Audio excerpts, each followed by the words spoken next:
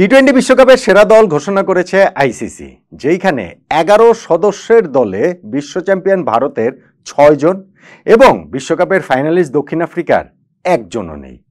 হ্যাঁ, তাদের fast bowler আন্ডিক নরকেয়াকে তারা 12 ম্যান হিসেবে রেখেছে, কিন্তু 11 জনের মধ্যে একজনও আসলে নেই। এটা দেখে আমার মনে হলো, বা আগেও আমরা বিভিন্ন সময় করেছি, যে এই বিশ্বকাপে যদি আমাদের একটা সেরা দল করি তাহলে ব্যাপারটা কেমন হয়। সেই দলটা করেছি এবং আমাদের সেই দলে বিশ্ব চ্যাম্পিয়ন ভারতের যতজন রয়েছে, ফাইনালিস্ট দক্ষিণ আফ্রিকারও ততজন রয়েছে। বাংলাদেশের কেউ কি আছে? থাকার কোনো সুযোগ আছে? আসুন নট আউট নোমানের এই বিশ্বকাপের সেরা একাদশটার সঙ্গে আপনি আপনার একাদশটা একটু মিলিয়ে নিতে পারেন। ওপেনার হিসাবে 1 নম্বর পছন্দ রোহিত শর্মা, বিশ্বকাপ জয়ী ক্যাপ্টেন, তিনি এই দলটারও ক্যাপ্টেন এবং সেইখানটাতে তার যে ব্যাটিংটা করেছেন, টুর্নামেন্টের সেকেন্ড হাইয়েস্ট রান গেটার তিনি শুধুমাত্র নন, যিনি যেই 156 স্ট্রাইক রেটে যে ব্যাটিং করেছেন, ওই যে 257 রান করেছেন, সেইটা ভারতের জন্য খুব গুরুত্বপূর্ণ ছিল এবং ফাইনালে তার ওই শুরুতে আউট হয়ে যাওয়াটাও সেক্ষেত্রে আসলে গুরুত্বপূর্ণ।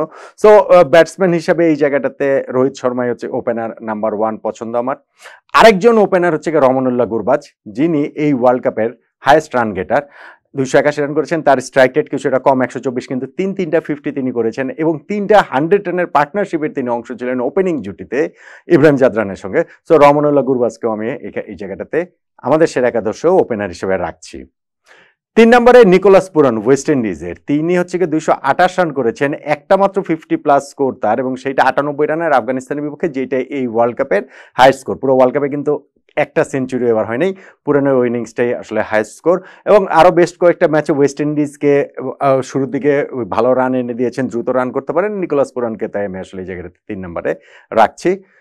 4 নম্বরে মার্কাস স্টয়নিস, সেইটা তার ব্যাটিংটা তো রয়েছে, পাশাপাশি বোলিংটাও রয়েছে এবং ওয়ার্ল্ড কাপে বেশিরভাগ ম্যাচে তিনি 5 নম্বরে যদিও ব্যাটিং করেছেন, কিন্তু আমাদের সেরা একাদশের ওই হিসাব মেলাতে গিয়ে তাকে 4 নম্বরেই খেলাচ্ছি। এই স্টয়নিস সেকেন্ডাতে মাত্র 5টা ইনিংস ব্যাটিং করেছেন এবং সেখানে 169 রান করেছেন, কিন্তু 164 স্ট্রাইক রেটে, 2টা তার 50+ স্কোর রয়েছে, পাশাপাশি তার হচ্ছে ওই মিডিয়াম পেস বোলিংয়ে কিন্তু 10টা উইকেটও রয়েছে। সো সেই হিসাবে আসলে স্টয়নিসকে ওইভাবে আমি 4 নম্বরে রাখছি, আর তার বোলিংটা তো রয়েছেই। 5 নম্বরে ক্লাসেন, ভাই ফাইনালটা ভারতের কাছ থেকে তিনি প্রায় নিয়েই গিয়েছিলেন। 27 বলে 52 রানে যে ইনিংসটা খেলেছেন, তারপরে পরাজিত দলে থাকাটা খুব ট্র্যাজেডি আসলে, সেটা পুরো সাউথ আফ্রিকা দলের জন্যই ট্র্যাজেডি। কিন্তু এই ক্লাসেনকে আমার মনে হয় যে এই পজিশনটাতে শুধুমাত্র এই বিশ্বকাপ বিবেচনায় না, সব মিলিয়ে আসলে আমার কাছে বেস্ট মনে হয়।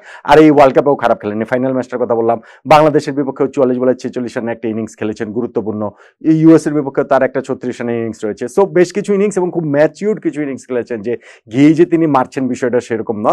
সো আমি এই জায়গাটাতে হচ্ছে হ্যান্ডি ক্লাসেনকে 5 নম্বরে রাখছি। 6 নম্বরে হার্দিক পান্ডিয়া, কি অসাধারণভাবে তার টুর্নামেন্টের শেষটা না হলো। ফাইনালে তার ওই যে 2টা বল, ক্লাসেনকে আউট করা বল এবং লাস্টে গিয়ে মিলারকে আউট করা বল, এই 2টা বলই তো আসলে ম্যাচের শেষ পর্যন্ত ভারতকে শিরোপা জিতেছে। এবং তার আগের ব্যাকগ্রাউন্ডে গত 6 মাসে কি হয়েছে সেগুলোও আমরা জানি। টুর্নামেন্টে কিন্তু এখানে হার্দিক পান্ডিয়া ব্যাটে বলে 2 দিক থেকে দারুণ করেছেন। 144 রান তিনি করলেও সেইখানটাতে একটা 50+ স্কোর রয়েছে বাংলাদেশের বিপক্ষে। দলের যখনই প্রয়োজন, শেষ দিকে গিয়ে খুব বেশি প্রয়োজন হয়নি, কিন্তু ওইখানটাতে দ্রুত রানও তিনি তুলেছেন, পাশাপাশি বল হাতে আবার 11টা উইকেটও রয়েছে স্পেস বোলিংয়ে। সো হচ্ছে তাকে একাদশে রাখতে হবে, অবভিয়াস চয়েস। 6 জন হচ্ছে এই জায়গাটাতে প্রপার ব্যাটসম্যান, মানে আমি 2 জন অলরাউন্ডার বলছি, স্টয়নিস আর হার্দিক পান্ডিয়াকে ধরে। টি-20 ফরম্যাট তো ব্যাটিং লাইন আপটা লম্বা হবে, বোলিংও অনেক অপশন আসলে থাকতে হবে, সেভাবে একাদশটা বাছাই করেছি। নাম্বার 7-এ এই জায়গাটাতে 3 জন লেগ স্পিনার রয়েছেন বিবেচনায়। বাংলাদেশের রিশাদ হোসেন, 7 ম্যাচে 14 উইকেট, আফগানিস্তানের রশিদ খান, তারও 14 উইকেট, অস্ট্রেলিয়ার অ্যাডাম জাম্পার 13 উইকেট। আমার কাছে এই 3 জনের মধ্যে যদি আপনি ইম্প্যাক্ট বিবেচনা করেন, ডেফিনেটলি রশিদ খান আফগানিস্তান টিমের ক্যাপ্টেন, দলটাকে নিয়ে সেমিফাইনালে উঠেছেন, এটা হিউজ অ্যাচিভমেন্ট। কিন্তু যদি শুধুমাত্র বোলার হিসেবে বিবেচনা করেন, শুধুমাত্র ম্যাচের ইম্প্যাক্ট হিসেবে বিবেচনা করেন, তাহলে কনসিস্টেন্টলি আমার কাছে মনে হয় যে আমাদের রিশাদ হোসেন যেরকম হচ্ছে পারফর্ম করেছেন, ক্রিকেট অস্ট্রেলিয়াও ইনফ্যাক্ট তাদের সেরা একাদশে রিশাদকে রেখেছে। আমি তাই এই 3 লেগ স্পিনার মধ্যে একজনকে বেছে নেওয়াতে আমি আমাদের রিশাদ হোসেনকেই নিচ্ছি। দুর্দান্ত বোলিং যে through out the world cup করেছেন, আমি মনে করি যে সেরা একাদশের জায়গাটা তিনি ডিজার্ভ করেন। 7 নম্বরে রিশাদ হোসেন। 8 নম্বরে আরেকজন স্পিনার নিব, সেই আরেকজন স্পিনারের এই তালিকাটাতে এটা হতে পারতো হচ্ছে অক্ষর প্যাটেল ভারতের, যিনি একই সঙ্গে ব্যাটিংটাও পারেন, ফাইনালে তার 47 রানের ইনিংসটাও রয়েছে। কিন্তু ভাই আমার তো ব্যাটিং লাইন আপ তো আর কত লম্বা করবো, আমার তো কোনো ওই জায়গাটাতে হয়তো অত প্রয়োজন নাই বলেই আমার কাছে মনে হয় যে যথেষ্ট লম্বা সেটা রয়েছে।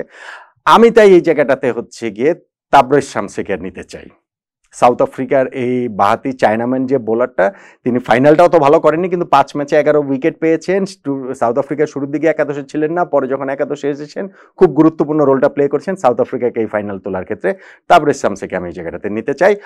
আর সঙ্গে হচ্ছে গিয়ে প্রপার 3 জন পেস বোলার, ওইখানে তো 2 জন পেস বোলার রয়েছেনই, হচ্ছে গিয়ে হার্দিক পান্ডিয়া ও মার্কাস স্টোয়নিস, সঙ্গে 3 জন প্রপার পেস বোলার।